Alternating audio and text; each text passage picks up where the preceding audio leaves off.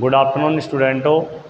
सबको पता है कि मैंने पीछे के जो क्लास ली थी ऑनलाइन के अंदर जो मैंने इलेक्ट्रॉन और प्रोटॉन के बारे में बताया था, उसके आगे जो अगला टॉपिक होगा बेटा वो न्यूट्रॉन का होगा। और जो न्यूट्रॉन को अंग्रेजी के अक्षर एन से इंगित किया जाता है। इसी प्रकार से मैंने इलेक्ट्रॉन के बारे में बताया कि इलेक्ट्रॉन को ई से इंगित किया जाता है। इलेक्ट्रॉन के ऊपर ऋणावेश पाया जाता है, इसलिए इलेक्ट्रॉन के ऊपर माइनस का चार्ज लगाया जाएगा। प्रोटॉन के ऊपर पी पॉजिटिव पाया जाएगा। इसी प्रकार हम आगे हैं कि न्यूट्रॉन है, तो न्यूट्रॉन को अंग्रेजी के एन अक्षर से क्या किया जाता है, अंग्रेजी के इंगित किया जाता है। न्यूट्रॉन पर आवेश नहीं पाया जाता है, अर्थात ये क्या कौन सा कण रहता है बेटा, उदासीन रहता है। न इसके ऊपर नेगेटिव चार्ज होता है और न इसके ऊपर पॉजिटिव चार्ज होता है। इसके आगे जो न्यूट्रॉन का द्रव्यमान की बात करते हैं वो 6.673 गुणा 10⁻⁻27 किलोग्राम होता है। और इसकी खोजकर्ता के नाम बताए कि न्यूट्रॉन की खोज किसने की थी। तो न्यूट्रॉन की खोज करने वाले जो वैज्ञानिक थे बेटा वो जेम्स चैडविक वैज्ञानिक थे, और उन्होंने 1932 के अंदर न्यूट्रॉन की क्या की थी बेटा, खोज की थी। इसके बाद न्यूट्रॉन कहाँ पाया जाता है, जो परमाणु होता है ना बेटा, परमाणु के अंदर की तरफ एक नाभिक पाया जाता है और नाभिक के अंदर न्यूट्रॉन पाए जाते हैं। इसके आगे हम चर्चा करेंगे कि सबसे पहले हमने परमाणु पढ़ा। परमाणु को जब तोड़ा, परमाणु को कहा गया कि भाई ये क्या होता है, अविभाज्य नहीं होता है, अर्थात परमाणु को आगे तोड़ा जाता है। उसके बाद में 3 अपरमाणविक कण प्राप्त हुई। पहला नाम था बेटा आप सब जानते हैं इलेक्ट्रॉन पढ़ा, दूसरा बेटा प्रोटॉन पढ़ा, तीसरा आज हम पढ़ा रहे हैं न्यूट्रॉन के बारे में। यहाँ तक के पॉइंट क्या है बेटा, कंप्लीट हो गया। अब आगे हम बात करेंगे कि कुछ जो वैज्ञानिक हैं, जैसे हम बात करें बेटा जो वैज्ञानिक है जे थॉमसन है, जिन्होंने किसकी खोज की थी बेटा, इलेक्ट्रॉन की। किसकी खोज की थी बेटा, इलेक्ट्रॉन की। तो हम पढ़ेंगे आज जे थॉमसन का परमाणु मॉडल, जे थॉमसन का परमाणु मॉडल। सभी ध्यान रखिए, पहला बिंदु आता है बेटा जे थॉमसन का परमाणु मॉडल। परमाणु मॉडल, सभी बच्चे ध्यान दें। सबसे पहले परमाणु मॉडल की यदि हम बात करते हैं तो सबसे पहले जो मॉडल देने वाला साइंटिस्ट था या वैज्ञानिक था वो जे थॉमसन ही था। परमाणु मॉडल देने वाला सर्वप्रथम जो वैज्ञानिक था वो कौन था बेटा, जे थॉमसन था। क्योंकि परमाणु जो सिद्धांत दिया था, ध्यान रखना सभी, परमाणु जो सिद्धांत दिया था वो वैज्ञानिक बेटा जॉन डाल्टन था, जिन्होंने 1808 के अंदर प्रतिपादित किया था। लेकिन अगर मॉडल की बात करें, वो सिद्धांत एटॉमिक थ्योरी थी वो, लेकिन अगर हम मॉडल की बात करें, परमाणु का मॉडल सबसे पहले किसने दिया था, ये मॉडल देने वाला वैज्ञानिक था जे थॉमसन। तो सभी बच्चे याद रखें, सर्वप्रथम परमाणु जो मॉडल दिया था, परमाणु मॉडल दिया था वो वैज्ञानिक बेटा कौन था, जे थॉमसन। सभी विद्यार्थी याद रखें कि परमाणु मॉडल देने वाला वैज्ञानिक कौन था, जे थॉमसन था। सबसे पहले परमाणु मॉडल के बारे में इसी ने बताया था, और ये मॉडल बेटा 1903 में दिया गया था। कब दिया गया था बेटा, 1903 के अंदर सर्वप्रथम परमाणु मॉडल दिया गया था। इसके बाद ये वैज्ञानिक क्या कहता है कि बेटा जो एक परमाणु क्या कहता है, एक धनावेश वाहक होता है। परमाणु एक धनावेश वाहक होता है। इस प्रकार से बताया जाता है कि परमाणु होता है जो क्या होता है, एक धनावेश वाहक होता है, और इस धनावेश वाहक के अंदर बेटा क्या पाए जाते हैं, इलेक्ट्रॉन पाए जाते हैं। तो ये बात भी किसने बताई गई थी बेटा, ये बात किसने बताई थी, जे थॉमसन ने। किसने बताई थी, जे थॉमसन ने, कि परमाणु एक धनावेशित वाहक होता है, एक गोलाकार वाहक होता है जिसके अंदर इलेक्ट्रॉन पाए जाते हैं। ये बात किसने बताई थी बेटा, जे थॉमसन ने। ये धनावेश वाहक होता है और अंदर पाए जाने वाले क्या होते हैं बेटा, इलेक्ट्रॉन होते हैं। और सब जानते हैं इलेक्ट्रॉनों के ऊपर कौन सा चार्ज पाया जाता है बेटा, नेगेटिव चार्ज पाया जाता है। कौन सा पाया जाता है, नेगेटिव चार्ज पाया जाता है। परमाणु की ये बात जे थॉमसन ने बताई कि परमाणु एक तो गोलाकार भाग रहता है, और परमाणु गोलाकार भाग किसका बना रहता है, ये धनाविष्ट रहता है, यानी कि धनावेश भाग से बना रहता है। और इसके अंदर की ओर, तभी याद रखना, परमाणु के अंदर की ओर या धनावेशित भाग के अंदर की ओर क्या पाए जाते हैं बेटा, इलेक्ट्रॉन पाए जाते हैं। क्या पाए जाते हैं, इलेक्ट्रॉन पाए जाते हैं। दूसरी बात इन्होंने क्या बताई कि जो परमाणु होता है ना बेटा, परमाणु विद्युतीय उदासीन होता है। परमाणु क्या होता है बेटा, विद्युतीय उदासीन होता है। ये इंपॉर्टेंट बात है बेटा। जे थॉमसन ने अपने मॉडल में ये बताया कि परमाणु विद्युतीय उदासीन होता है। ये उदासीन क्यों होता है, क्योंकि इलेक्ट्रॉन का मान परमाणु में और धनावेश का मान, दोनों का मान क्या रहता है बेटा, बराबर रहता है। परमाणु के अंदर धनावेश भाग और परमाणु के अंदर पाए जाने वाले इलेक्ट्रॉन भाग, दोनों का मान क्या रहता है बेटा, समान रहता है। इसलिए परमाणु क्या रहता है बेटा, विद्युतीय उदासीन रहता है। क्या रहता है बेटा, विद्युतीय उदासीन रहता है। इसके नियम को से या इसके नियम को तरबूज के नियम से या तरबूज मॉडल के नाम से भी जाना जाता है। तरबूज का मॉडल भी किसे कहा जाता है बेटा, जे थॉमसन के मॉडल को कहा जाता है। और दूसरा नाम बेटा इसका मॉडल का नाम प्लम पुडिंग होता है। क्या होता है बेटा, प्लम पुडिंग। तरबूज का मॉडल और प्लम पुडिंग मॉडल देने वाले वैज्ञानिक कौन था बेटा, जे थॉमसन था, क्योंकि जे थॉमसन के मॉडल को ही तरबूज का मॉडल और प्लम पुडिंग मॉडल नाम से जाना जाता है। और ये क्यों जाना गया, इन्हें एक्सपेरिमेंट करके बताया कि जिस प्रकार से एक तरबूज का भाग होता है, इस प्रकार से क्या भाग होता है बेटा, तरबूज का भाग होता है। तो तरबूज का भाग लाल भाग होता है ना, जो ये लाल भाग होता है, जो खाने वाला जो भाग होता है ना बेटा, ये भाग तो क्या रहता है बेटा, धनावेश रहता है। क्या रहता है बेटा, धनावेश। और इस तरबूज के भाग के अंदर, इस खाने वाले भाग के अंदर है या लाल भाग के अंदर है, छोटे छोटे क्या पाए जाते हैं बेटा, बीज पाए जाते हैं। और इन बीजों को थॉमसन ने क्या नाम दिया बेटा, इलेक्ट्रॉन नाम दिया। क्या नाम दिया, इलेक्ट्रॉन। तो उन्होंने बताया कि जिस प्रकार से एक तरबूज होता है और तरबूज के जो खाने वाला भाग होता है, अर्थात जो लाल भाग होता है ना, उस भाग को तो धनावेश भाग कहा जाता है। और उसके अंदर तमाम प्रकार के छोटे छोटे काले काले बीज पाए जाते हैं, जो लाल भाग के इर्द गिर्द दशे हुए रहते हैं। उन भागों को क्या कहा गया, इलेक्ट्रॉन कहा गया। इसलिए इन्होंने कहा कि परमाणु के अंदर छोटे छोटे क्या पाए जाते हैं, इलेक्ट्रॉन के कण पाए जाते हैं। इसके बाद प्लम पुडिंग मॉडल क्यों कहा, जे थॉमसन ने इसकी संज्ञा क्यों दी कि भाई इसे प्लम पुडिंग मॉडल से भी जाना जाएगा। इसलिए जाना जाएगा प्लम पुडिंग मॉडल क्योंकि बेटा जिस प्रकार से केक रहता है और केक के ऊपर अनेक प्रकार के सूखे मेवे व्यवस्थित रहते हैं, तो केक तो यहाँ पे एक धनावेश भाग होता है और केक के ऊपर पाए जाने वाले तमाम प्रकार के छोटे छोटे जो भाग रहते हैं या जो कण रहते हैं, उनको क्या नाम दिया बेटा, इलेक्ट्रॉन नाम दिया। इसलिए इसे प्लम पुडिंग नियम से या प्लम पुडिंग मॉडल के नाम से भी जाना जाता है। तो सबसे इम्पोर्टेंट बात ये रखना याद बेटा कि परमाणु को विद्युतीय उदासीन किसने कहा, जे थॉमसन ने। और सर्वप्रथम परमाणुओं की जो मॉडल की बातें करें, वो सबसे पहला वैज्ञानिक था बेटा, कौन था, थॉमसन था।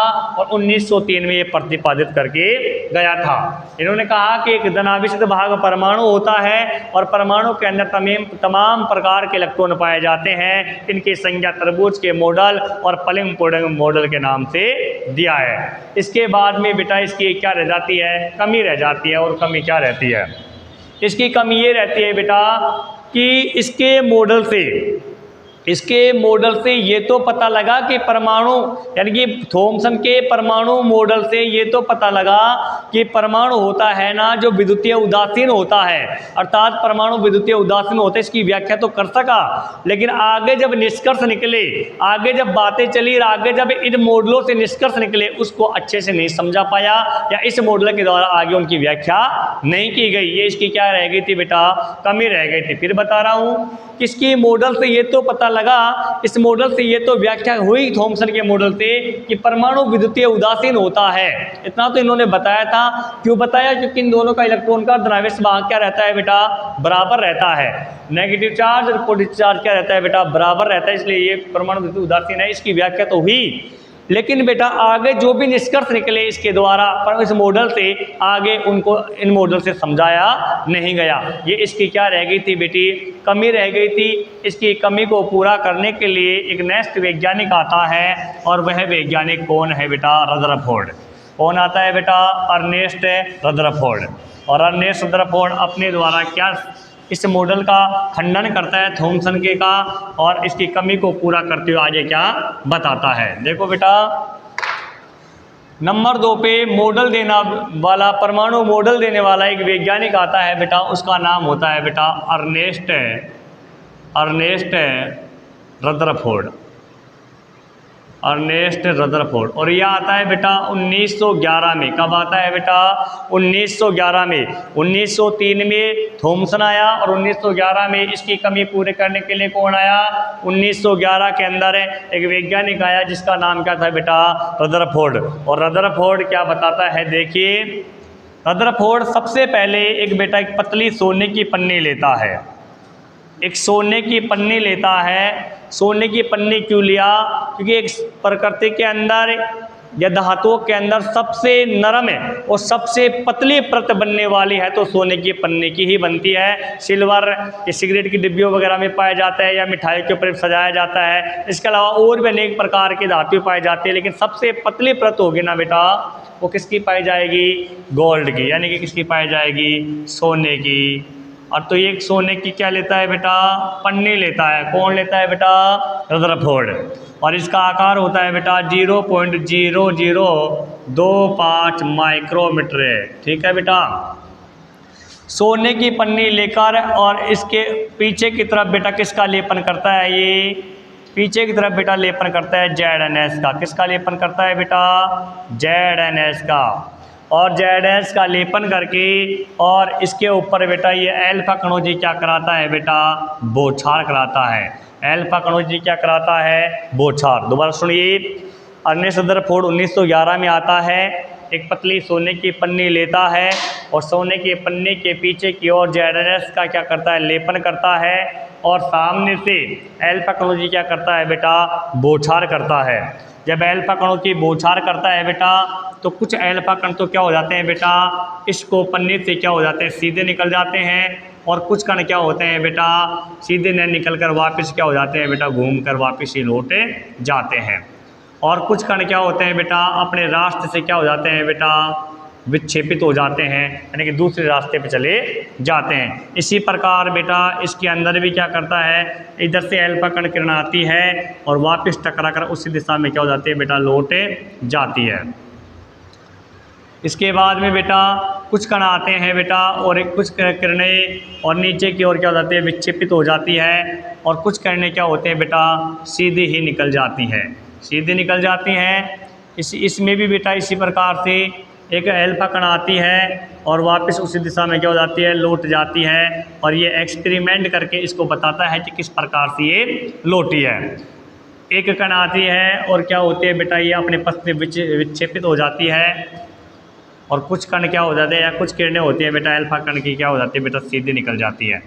सबसे पहले एक सोने की पन्नी लिया, इसके ऊपर ZnS का लेपन किया और अल्फा कणों की क्या कराई बेटा? बौछार कराई।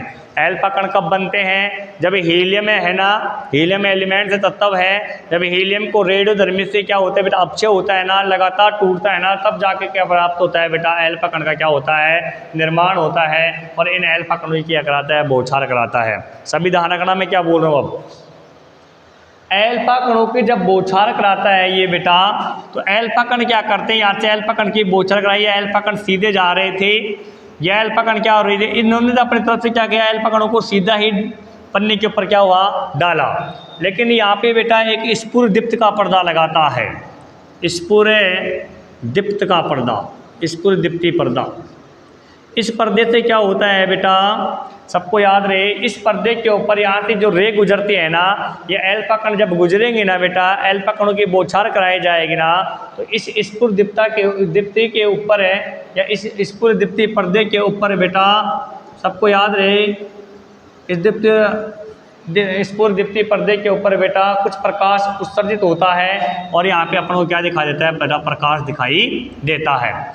एक अल्फा कण सीधी आ रही थी तो यहाँ पे अपन को प्रकाश दिखाई देता है, ऐसे इसमें दिखाई दिया, सभी में इस प्रकार से हमें प्रकाश क्या होता है बेटा, दिखाई देता है। अब इन्होंने सोचा कि भाई मैंने तो अल्फा कण यहाँ से गुजारा, तो अल्फा कण यहाँ से जाते जाते सीधे यहाँ जानी चाहिए थी, यहाँ पे नहीं गई जाई, यहाँ पे खालिस्तान है, रिक्त स्थान है, कहीं ना कहीं अल्फा कण अपने दिशा से अलग जा रही है, तो कहीं ना कहीं इसके अंदर अवरोधक का कार्य हो रहा है, कहीं ना कहीं ये किरण क्या हो रही है, विक्षेपित हो रही है। इन्होंने कहा कि भाई एक कण मैंने सीधी गुजारी और ये कण सीधी भी नहीं गई, और आज ये क्या आ गया बेटा, रिक्त स्थान आ गया, मतलब क्या है कि प्रकाश है जो उत्सर्जित नहीं हो रहा है, मतलब उजाला आ ही नहीं रहा है। तो इन्होंने सोचा है कहीं ना कहीं कोई अल्फा कण है ना जो इधर उधर क्या हो रही है, विक्षेपित हो रही है, और एक इसी के समान इस स्फुरदीप्ति का पर्दा किधर लगाया बेटा, पीछे की तरफ लगाया। तो एक स्फुरदीप्ति पर्दा इधर लगाया, एक स्फुरदीप्ति पर्दा इधर लगाया, तब ये अल्फा कणों की बौछार कराता है बेटा, तो ये किरण सीधी आती है और सीधी आकर के यहाँ पे टकराते हैं बेटा, स्फुरदीप्ति पर्दे के ऊपर टकराती है, और यहाँ पे प्रकाश क्या करती है बेटा, उत्सर्जित करती है। एक अल्फा कण ऐसी आती है जो सीधी आती है, लेकिन न तो पीछे दिखती है उसको, न आगे दिखती है, वो सोचा क्या चक्कर है, किरण गई कहाँ, मैंने गुजारा तो यहाँ पे उसको खालिस्तान दिखाई देता है, रिक्त स्थान दिखाई दिया। सेम समान तीनों के अंदर यही कंडीशन आती है, तो इन्होंने इसी के समान स्फुरदीप्ति पर्दा लेकर अल्फा कणों के बौछार के पीछे लगाया, ताकि उन्हें लगे कि हो सकता है कोई किरण टकरा कर क्या हो रही है, वापस से जा रही हो। जैसे ही उन्होंने देखा स्फुरदीप्ति पर्दा पीछे लगाया, तो ये किरण यहाँ से वापस होकर कहाँ पे, यहाँ पे प्रकाश उत्सर्जित कर रही थी। एक किरण के ऊपर यहाँ प्रकाश, तो 3 जगह यहाँ पे उनको प्रकाश का उजाला मिला, यानी प्रकाश यहाँ पे दिखाई दिया। तो उन्होंने सोचा जी कहीं ना कहीं अल्फा कण टकरा कर किसी सतह से टकराती है और वापस उसी दिशा में क्या हो जाती है, लौट जाती है। तो उन्होंने कहा कि यहाँ पे कुछ ना कुछ पाया जाता है। तो इस परमाणु के अंदर बीच में कुछ ना कुछ पाया गया, इसलिए ही तो कुछ अल्फा कणें आई तो विक्षेपित हो गई, कुछ सीधे निकल गई, और कुछ अल्फा कण आई टकरा कर वापस उसी दिशा में लौट गई, और स्फुरदीप्ति पर्दे के ऊपर अपना प्रकाश क्या की बेटा, उत्सर्जित की। तो उन्होंने सोचा जी कहीं ना कहीं यहाँ पे कुछ ना कुछ ऐसा भाग पाया जाता है जिससे ये टकराती हैं, और उसका नाम उन्होंने क्या नाम दिया बेटा, केंद्रक नाम दिया। क्या नाम दिया बेटा, केंद्रक नाम दिया। क्या नाम था बेटा, केंद्रक, और इसका दूसरा नाम होता है बेटा नाभिक। क्या नाम होता है बेटा, नाभिक। तो परमाणु के मध्यस्थ भाग के अंदर या परमाणु के बीचों बीच भाग के अंदर एक गोलाकार संरचना पाई जाती है, उस गोलाकार संरचना का नाम क्या है बेटा, केंद्रक है या नाभिक है, केंद्रक है या बेटा नाभिक है। अब ये देखो इन्होंने ये कैसे सिद्ध किया कि भाई अंदर परमाणु के अंदर भाई जो प्रोटॉन यानी कि जो नाभिक होता है उनमें जो प्रोटॉन पाया जाता है वो धनावेश हो सकता है। ये धनावेश भाग देने वाला नाम देने वाला वैज्ञानिक भी कौन था बेटा, रदरफोर्ड था। तो उन्होंने कहा कि ये भाग होता है बेटा, ये धनावेश होता है। क्या होता है बेटा, धनावेश होता है। तो उन्होंने कैसे कहा कि ये धनावेश होता है, उन्होंने इसलिए कहा है धनावेश होता है क्योंकि सामने से जो कण आ रही थी ना बेटा वो भी क्या थी बेटा, धनावेशित थी। क्या थी बेटा, धनावेशित थी। जैसे किरण सामने से धनावेशित किरण आई और इससे टकराई तो कहीं ना कहीं वापस लौट रही है, प्रकाश उधर दिख रहा है, तो कहीं ना कहीं ये नाभिक है ना, ये प्रोटॉन भाग है ना, ये भी क्या है बेटा, धनावेशित है। क्या नाम है, धनावेशित है। इसलिए धनावेशित किरण आई और धनावेशित भाग से टकराई और वापस किरण लौट गई, मतलब दोनों मान समान होने के कारण उनके बीच में क्या हुआ बेटा, प्रतिकर्षण हुआ, और प्रतिकर्षण होने के कारण ही ये किरण टकरा कर क्या हो जाती है, वापस लौट जाती है। इससे इन्होंने ये सिद्ध किया कि नाभिक के अंदर है क्या पाया जाता है बेटा, प्रोटॉन पाया जाता है, और प्रोटॉन का मान क्या, प्रोटॉन का आवेश क्या होता है बेटा, धनावेश होता है। ये कैसे पता लगा कि धनावेश है, क्योंकि अल्फा कण क्या थी बेटा, धनावेशित थी। अब ये किरण आई और टकरा कर वापस लौटी, तो लौटेंगे तो मतलब आगे भी कुछ ना कुछ समान अवरोधक है, आगे भी कोई धनावेशित भाग है, इसलिए आकर वापस क्या हो जाती है, लौट जाती है। तो यहाँ पे 2-3 क्वेश्चन ध्यान रखना बेटा सभी। सबसे पहले परमाणु के अंदर केंद्रक की खोज किसने की थी बेटा, रदरफोर्ड ने। कब की थी बेटा, 1911 के अंदर। परमाणु में पाया जाने वाले नाभिक की खोज किसने की बेटा? रदरफोर्ड ने। कब की थी बेटा? 1911 के अंदर। और सबसे विशेष बात याद रखना, आज भी वर्तमान समय में भी जो प्रोटॉन का जो श्रेय दिया जाता है, प्रोटॉन की खोज किसने की बेटा? वो गोल्डस्टीन ने की थी। किसने की थी? गोल्डस्टीन ने। लेकिन उन्होंने ये कहा था कि ये प्रोटॉन भाग है, लेकिन धनावेश के बारे में किसने बताया था कि नाभिक के अंदर एक धनावेश भाग होता है, उसे प्रोटॉन कहा जाता है। तो प्रोटॉन का श्रेय तो गोल्डस्टीन को दिया जाता है, लेकिन जो धनावेश भाग बताने वाले वैज्ञानिक था ना बेटा, वो कौन था? रदरफोर्ड था। और उन्होंने भी 1911 के अंदर ही इसके धनावेश भाग के बारे में बताते गया। तो 2-3 प्रश्न हो गए।